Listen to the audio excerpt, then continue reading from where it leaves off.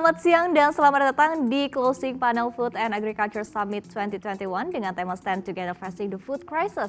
Saya Syarifah Rahma akan menjadi host dalam closing panel kita pada siang hari ini. Food and Agriculture Summit 2021 merupakan rangkaian diskusi panel yang dikemas dengan konsep talk show bersama dengan para regulator, pengamat dan juga pelaku usaha tentunya yang membahas mengenai perkembangan dan juga pertumbuhan sektor pangan dari sisi regulasi dan juga industri, serta bagaimana proyeksi ke depannya dalam menghadapi krisis ketahanan pangan. Food and Agriculture Summit 2021 ini terselenggara atas kerjasama Himpunan Alumni IPB dengan CNBC Indonesia, serta acara ini juga didukung penuh oleh PT Bank Rakyat Indonesia Persero Tbk, Perumbulok, PT Pupuk Indonesia, PT Widodo Makmur Perkasa, PT Pegadaian Persero, PT Raja Wali Nusantara Indonesia atau RNI, PT Perhutani, PT Sampurna Agro, dan juga PT Pupuk Sriwijaya Palembang.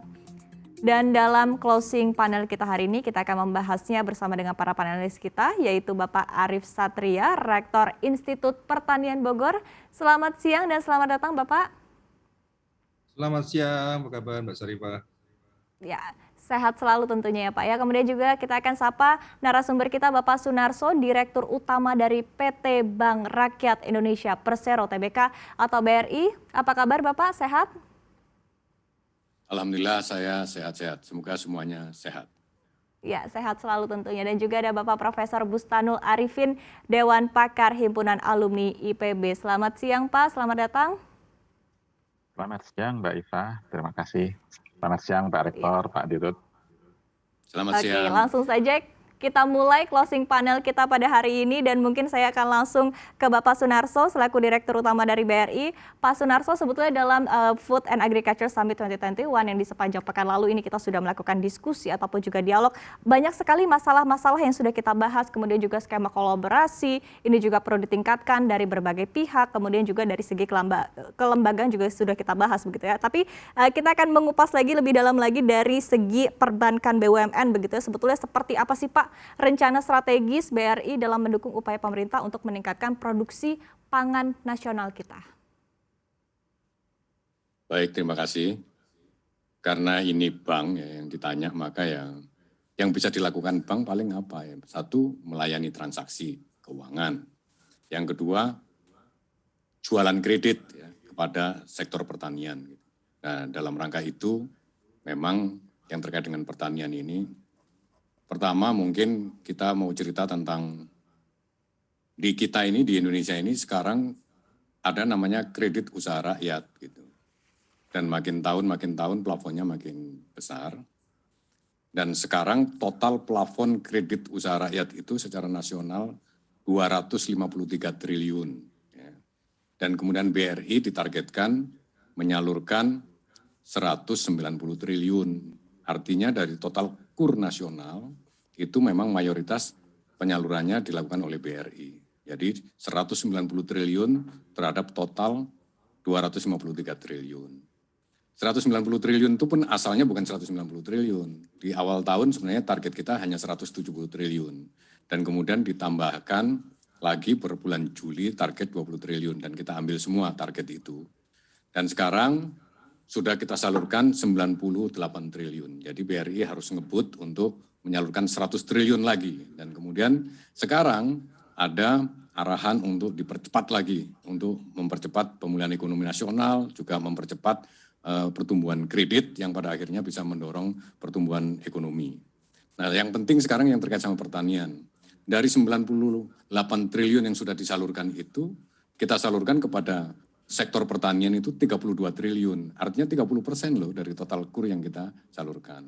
Dan kemudian kalau belakangan masih ada yang kurang untuk pertanian segala macam, ya pakai data. Datanya ternyata kami itu tahun ini sampai Juni itu menyalurkan 98 triliun kredit usaha rakyat dan 32 triliun diantaranya adalah ke sektor pertanian. Gitu. Dan kemudian sektor pertanian, itu sektor pertanian yang mana? Gitu kan pertanyaannya begitu. Ya pertanian, namanya KUR. KUR itu maksimal plafonnya 500 juta. Jadi artinya sektor pertanian, usaha pertanian yang kira-kira kebutuhan kreditnya di bawah 500 juta, itulah yang bisa disentuh dengan KUR. Dan mayoritas itu di mikro, usaha mikro, ya untuk membiayai tanaman-tanaman pangan yang 3 bulan dan lain-lain seperti itu. Kemudian nanti ada isu bahwa oh sebenarnya kita bisa ditingkatkan lagi ekspor ini, tapi asal rice mill-nya dibiayai bank. Rice mill pun kita sudah biayai juga. Jadi perlu diketahui, saya informasikan, khusus untuk rice mill, di luar KUR, BRI sudah menyalurkan 2,7 triliun untuk rice mill unit. Ya. Dan itu jumlahnya yang besar-besar saja, itu 6.190 rice mill unit yang kita biayai. Bahwa kemudian ada yang belum optimal di sana sini segala macam, rasanya persoalannya bukan melulu kredit, rasanya persoalannya juga bukan melulu subsidi, tetapi memang ada isu-isu yang lain yang mesti diintegrasikan, yang mesti dikolaborasikan. Antara lain juga membenahi kelembagaan, membenahi rantai pasok supply chain yang supaya lebih lancar, lebih efisien, kemudian meningkatkan bagaimana skala-skala usaha itu memenuhi skala ekonomi minimum, itu yang harus kita kerjakan. Saya kira sementara sampai situ dulu saya. Ya, ini menarik ya Pak ya, karena yang dibahas begitu dalam acara Food and Agriculture Summit sepanjang pekan lalu ini juga terkait dengan masalah kolaborasi dan juga masalah-masalah terkait dengan kelembagaan begitu yang seperti disebutkan oleh Bapak, oleh Anda begitu. Nah, tapi kalau kita lihat di sini Pak, bagaimana sebetulnya BRI melihat ataupun juga memandang perbaikan sistem rantai pasok dan juga kelembagaan keuangan untuk penguatan pertanian di masa depan? Baik, terima kasih ya. Pertanian kita terutama pertanian pangan, dan kemudian kalau mengacu ke beras gitu. Ya. Ini komoditi yang menurut saya kalau dihitung benar gitu oleh ahlinya gitu.